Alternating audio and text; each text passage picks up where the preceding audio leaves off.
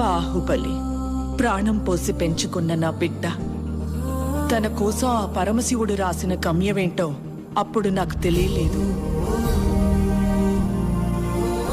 తన మరణం ఒక ముగింపు కాదు, ఓ మహాకార్యానికి ప్రారంభం.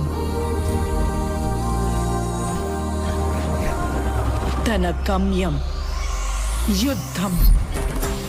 భూత వర్తమాన భవిష్యత్ కాలాలని శాసించి దేవాసుర సంగ్రామం. తప్పుకో విశాసుర, బాహుబలికి శిక్ష తప్పదు. సోదరా ఇంద్ర, నీకు బాహుబలి కావాలంటే నన్ను గెలిచి తీసుకో.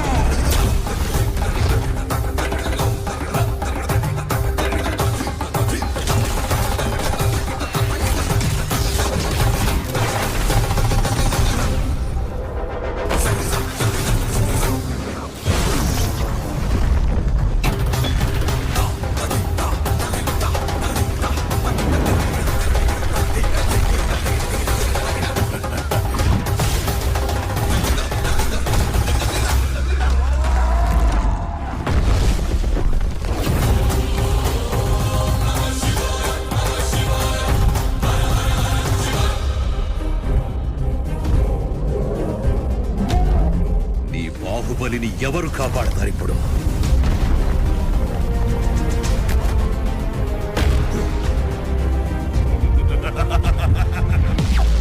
జై మహాకాల. అది అదే ప్రశ్న ఇంద్ర, ఇప్పుడు నిన్నెవరు కాపాడతారా అని. ఈ 14 లోకాల మనుగడ ఒకే ఒక మానవుడి చేతిలో. ఆ శక్తి పేరి